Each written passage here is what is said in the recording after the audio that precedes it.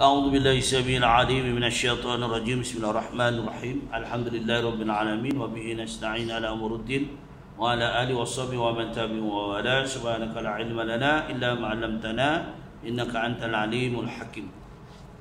Insyaallah pada petang ini kita nak memperkongsikan tentang syarat untuk kita melaksanakan ibadah-ibadah. Syarat kalau kita nak bekerja, sihat, boleh melaksanakan kerja. Tapi kalau kita nak melakukan ibadah, nak baca Quran, nak sembahyang fardu, sembahyang sunat, syarat kita mesti bersih, iaitu mempunyai air sembahyang ataupun berwuduk. Wuduk ini mempunyai ciri-ciri penting untuk kita fahami. Bagaimana caranya, membasuh mulut, masukkan air ke dalam hidung, sebab ini penting. Kadang-kadang kita cuai. Kita nak berwuduk, kita dah makan, lepas makan kita tak bersugi. Amalan kita kalau kita nak lepas makan, lepas buka puasa, lepas makan nasi tengah hari, untuk kita kumur-kumur sahaja, boleh, tapi tak cukuplah. Maklumlah, kita makan nasi ini, kadang-kadang segala sisa makanan yang kita makan tu lekat kat celah-celah gigi, tu kena bersugi, gosok gigi. Sama ada tidak menggunakan ubat gigi tak apa, tapi kena gosok gigi supaya celah-celah ini dia keluar. Takut nanti dalam sembahyang kita ada membawa baki-baki makanan. Sesuailah kita lepas wuduk, selesai wuduk, sebab kita dalam wuduk ni banyak gangguan. Ada nama syaitan yang mengganggu dalam wuduk, itu namanya walhan. Nama syaitan tu. Kalau ganggu kita dalam sembahyang itu, khanas di dalam wuduk ni pun diganggu juga. Jadi kita kena memahami kaedah kita nak berwuduk, secara ringkas sajalah. Kalau nak berwuduk sebutkan dalam hadis ni banyak, tapi kita nak ambil secara ringkas untuk berwuduk ni, sebab dia penting. Perkara ni kadang-kadang apa yang dilakukan oleh Rasulullah SAW adalah dilihat oleh para sahabat. Sebab tu sahabat selalu memerhati, sebab itu hadis yang berlaku selalu yang nukilan-nukilan yang dilihat oleh sahabat. Sahabat berlaku lihat Rasulullah buat macam mana, tak? Jadi dia akan bertanya dengan Rasulullah SAW. Mengambil wuduk adalah satu syarat sah bagi seorang yang hendak melakukan ibadah sembahyang, memegang Al-Quran, melakukan tawaf. Tujuan disyariatkan wuduk adalah untuk membersihkan anggota wuduk pada zahir dan batinnya. Dinyatakan di sini dalam hadis an Abi Hurairah radhiyallahu anhu an Rasulullah sallallahu alaihi wasallam annahu qala laula an asyqa ala ummati la amartuhum bisiwak ma'a kulli wudu'i. Akhrajahu Malikun wa Ahmadu wa Nisa'i wa sahahu Ibnu Khuzaimah wa zakarahu al-Bukhari wa ta'liqa. Ni jelas ya, daripada Abu Hurairah hadis ini, sanadnya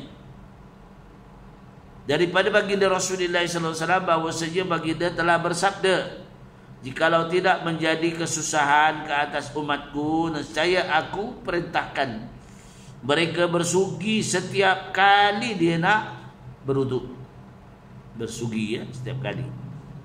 Dikeluarkan oleh Imam Malik, Imam Ahmad, Imam An-Nisai, dan disahkan oleh Ibnu Khuzaimah, ya, yaitu perawinya Al-Imam Bukhari menyebutkan hadis ini sebagai taklid, pegangan. Pengajarannya sunat bersugi pada setiap kali berwuduk. Umat Islam hendaklah sentiasa menjaga kebersihan diri dan kesihatan, ya, tubuh badannya. Islam amat mementingkan kebersihan. Sebab itu ada doa. Asyhadu an la ilaha illallah wa asyhadu anna Muhammadar Rasulullah. Allahumma ja'alni minat tawabin waj'alni min ibadi waj'alni minat watutahirin. Ibadi. Allah ja'alni minat tawabin waj'alni minal mutatahirin. Ya Allah. Jadi kalau aku orang sentiasa bertobat, jadi selalu buat salah ya. Kadang-kadang salah kita tak sedar ya. Kadang-kadang sedar je dia. Dan selalu bertobat.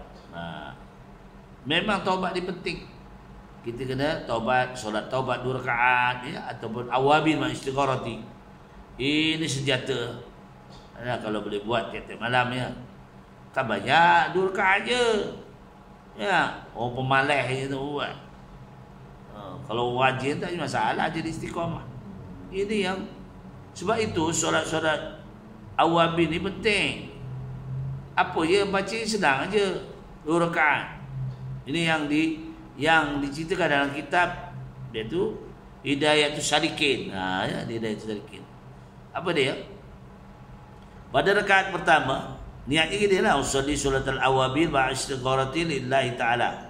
Rakaat ini lillahi ta'ala. Saja aku sembahyang awabin. Awabin taubatlah. Dan menyerah diri kepadamu 2 rakaat kerana Allah Ta'ala.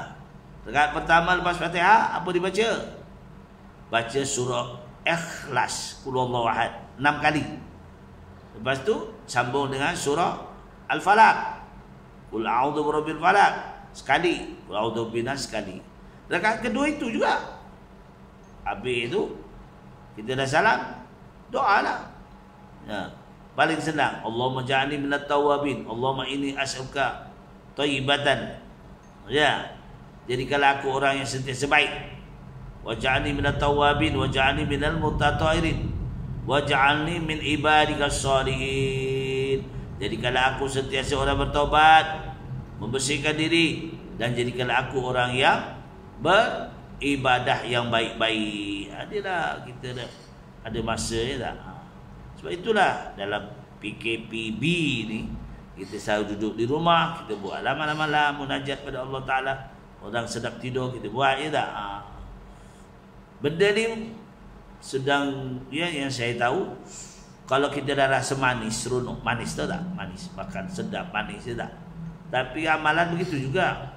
At-tahsiru a'mal namanya. Manis dalam amal. Bila kita manis dalam amal, kita seronok lah. Kita dah buat amal tu seronok. Kalau tak manis, alah malai je. Nak bersembahyang pun malai, semua malai. Ya Allah. Bergantung-gantung syaitan kepada kita. Jadi ini perkongsian pada hari ini. Kita jagalah untuk kita, kena jaga. Wan Umrana anna Utsman da'a bi wudu'i wa ghasala kaffaihi salata barat summa tamadmada wastansara summa ghasala wajhu salata marrat summa ghasala yadahu yumna ilal mirfaqi salasa marrat summal yusra misla zalika summa masaha bi ra'sihi summa ghasala rijlahu yumna ilal ka'baini salasa marrat summa yusra misla zalik summa qala ra'aitu Rasulullah sallallahu alaihi wasallam tawadda'a nahwa wudu'i hadha muttafaq alaih. Kisahlah tentang wuduk. Daripada Himran bahawa Sayyidina Uthman telah meminta air untuk berwuduk, lalu ia membasuh dua tangannya 3 kali. Kemudian ia berkumur-kumur dengan memasukkan air ke hidung dan menghembuskannya kembali. Kemudian ia membasuh mukanya 3 kali. Ia membasuh tangannya, kanannya hingga kirinya 3 kali. Kemudian tangan kiri seperti itu juga. Ia menyapu kepalanya. Kemudian ia membasuh kaki kanan. Kemudian diikuti dengan kaki sebelah kiri. Ia menyapu kepala, kemudian membasuh kaki kanan dan kirinya 3 kali juga. Kaki kiri seperti itu juga. Kemudian ia berkata, aku telah melihat baginda Rasulullah SAW berwuduk seperti mana wudukku ini. Diriwayatkan oleh Imam Bukhari dan Muslim. Pengajaran daripada hadis ini, baginda Rasulullah SAW sebagai contoh. Laqad ja'akum bi Rasulillah uswatun hasanah, contoh yang terbaik. Semua amalan. Jadi baginda Rasulullah SAW dalam semua amalan yang dilakukan, para sahabat berkewajiban menyampaikan ilmu dan amalan-amalan ibadah yang diterima daripada baginda Rasulullah SAW di kalangan para sahabat dan at-tabi'in. Ketiga, anggota-anggota wuduk yang wajib dibasuh ialah muka 1, 2 tangan sampai siku 2. Bahagian kepala ni sapu, 2 kaki dibasuh. Keempat, membasuh 2 tapak tangan, berkumur-kumur, memasukkan air ke hidung dan menghembuskannya adalah sunat saja. Kelima, sunat mendahulukan anggota kanan kemudian diikuti dengan anggota kiri. Sunat membasuh anggota-anggota wuduk sebanyak 3 kali, itu sunat. Sekali tak apa. Ketujuh, harus meminta air untuk berwuduk sekiranya tidak ada air. Mintalah. Baru ni gangguan air berbau, air tak ada. Kita biasakanlah. Biasakan kita simpan air di rumah. Belilah tong kecil yang boleh untuk. Sedialah yang botol ni di lubang. Jadi tak membazir air. Kalau kita nak untuk, lubang botol tu, masukkan air. Jadi air tu keluar daripada botol tu, kita ambil untuk lah. Ya tak? Ke tangan yang sempurna. Tu. Buka dulu sekali-sekali lah. Buka 2 tangan sampai siku, rambut, kepala, kemudian kaki. Telinga ni sunat. Tapi kalau kita buat ada masa airnya banyaknya tak apa. Jadi Himran ibn Aban adalah bekas hamba kepada Uthman ibn Affan, dan Khalid ibn Walid telah membawa beliau dari Sabi'ainil Tamar untuk bekerja. Ibnu Sa'id berkata, banyak hadis-hadis yang diriwayatkan kepada Wa'il Aurat, Ata'il Laisi dan Yazid bin Aslam. Beliau meninggal dunia selepas tahun 75 Hijriah. Inilah kita nak ambil uduk. Uduk ni syarat dah. Lepas kita ambil uduk selesai, kita boleh buat benda yang sunat. Doa tu penting. Kemudian kalau nak sembahyang 2 rakaat untuk uduk pun boleh. Bagaimana yang dilakukan oleh Sayyidina Bilal. Sebab itulah Rasulullah setuju apa yang buat oleh Sayyidina Bilal, tidak ada komen itulah perkongsian kita dalam kita melaksanakan ibadah, supaya ibadah kita diterima oleh Allah SWT. Kita lakukanlah benda yang syaratnya jaga. Syarat wudu ni kena jaga betul-betul, jangan main-main. Kalau kita main-main cuai maka cuailah amalan kita yang lain.